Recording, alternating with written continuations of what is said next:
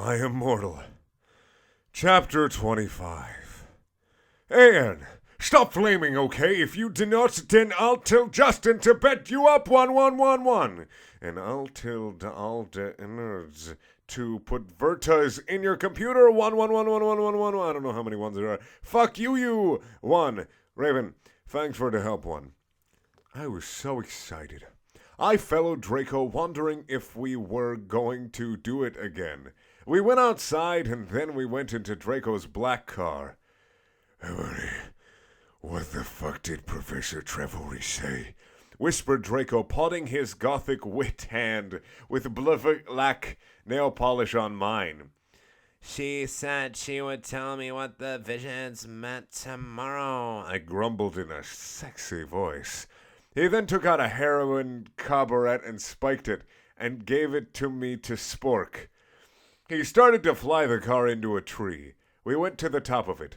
Draco put on some MCR.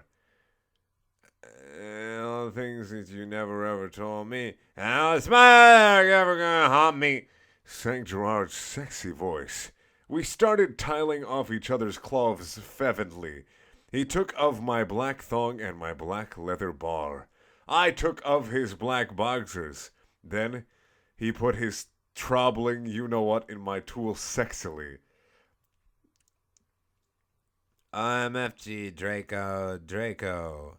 I screamed, having an orgasm. We stated Frenching passively. Suddenly, I fell asleep. I started having a dream. In it, a black guy was shooting, that's not a good sign, shooting two gothic men with long black hair. No, please don't fucking kill us, Juan, they pleaded, but he just kept shooting them. He ran away in a red car. No. No. Oh my fucking god. 1-1. No, 1-1. I shouted in a scared voice. Ebony, what's wrong? Draco asked me as I woke up, opening my icy blue eyes. I started to cry and tears of blood went down my face. I told Draco to call Vampire. He did it with his black Lickin' Park mobile. But the worst thing was who the people who were shot in the dream were.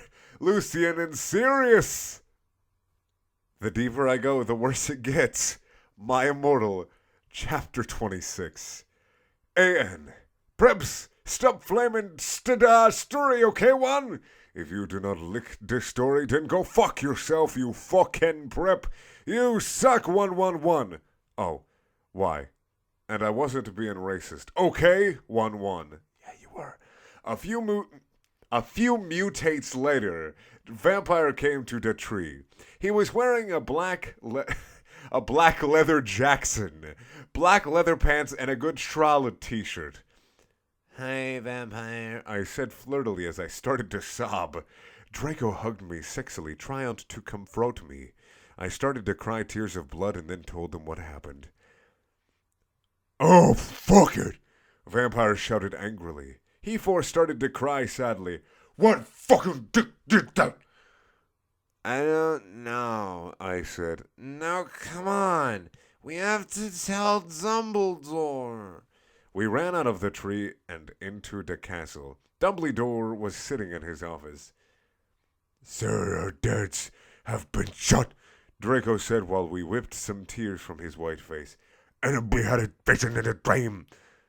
Dumbledore started to cockle. And how do you expect me to know Ebony's not divisional? I glared at Dumbledore. Look, motherfucker, I don't know who's saying this. He said angrily as Dumbledore gasped. See, is that toot of Crackter. You know very well that I'm not decisional. Now get some fucking people out there to look for Ceres and Lucian Porto. Okay, he said in an intimidated voice. Is it more like, okay? He said in an intimated voice.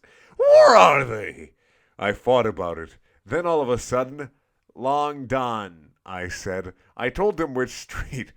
He went and called some people and did some stuff. After a few mistunes, he came back and said people were going out looking for them. After a while, someone called him again. He said that they had been found. Draco Vampire and I left to our rooms together. I went with Draco to wait in the nurse's office while Vampire went to slit his wrists in his room. We looked at each other's gothic derper-esque eyes. Then we kissed. Suddenly, Sirius and Lucian came in on stretchers, and Professor Sinister was behind them. One. Thank you for watching this My Immortal video. Please check out my other videos. They are also things. I'm gonna go slip my wrists right over here. Ebony says it's a good idea. I'm just gonna go.